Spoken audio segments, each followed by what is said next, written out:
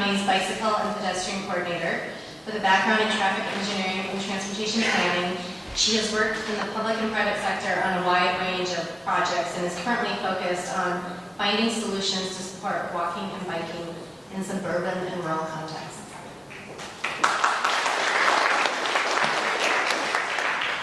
All right, let's hear it for the suburbs. Final frontier. So we welcome all of your efforts and creative thoughts in helping us find solutions for that. So I'm going to be really quick about this. Maybe it's the engineering me. I don't want to give you too many points, but get to the meat of it and then move on. So I wanted to first of all start in the left-hand corner. We have 430 miles of urban collector and arterial roadways. These again are what we commonly think of as our regional connections. These are where people access transit. These are where you can go long distances across from one city to another. But as you can see, our system is very incomplete. Only 56% have sidewalks on both sides.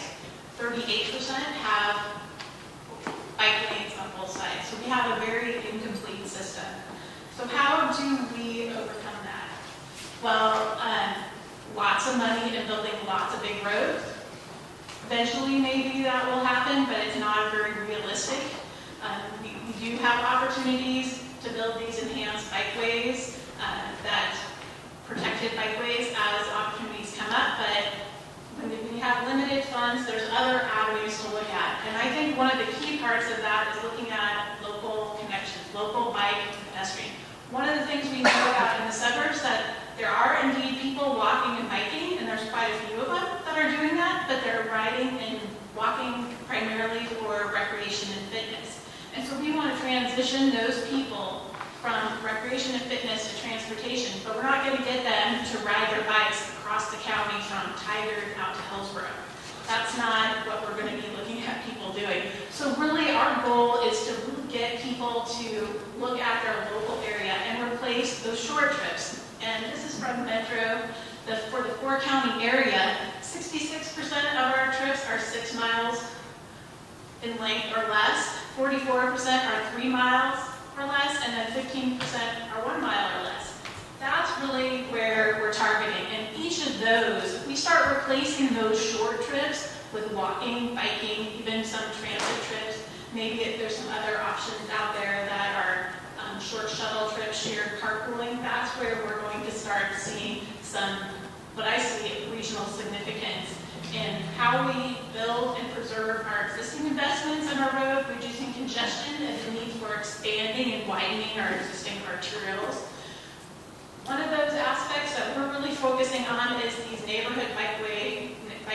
It's a concept plan to get people in their neighborhood out and exploring, replacing those car trips to the school, to the grocery store, to the park with walking and biking trips. So increasing our 3 key areas is increasing connections to destinations and transit. Very, very basic, but a challenge sometimes in a suburban type environment. Filling in gaps in the arterial and collector system. This can be done with our local roads. That mile of missing bike lane on an arterial is very expensive, but a mile through a neighborhood with some wayfinding and signage is much cheaper and can bridge that gap, at least temporarily, until we get an opportunity to build out that nice system on the arterial and collector. And then really, the idea for us is really just to get more people out walking and biking from a safety, health, economic point of view, getting people out walking and biking in their neighborhoods, not necessarily having to go clear across the county, but it's a good start to shifting that recreation to transportation thoughts, culture, and really getting people to know their neighborhood and the local amenities that are really within walking and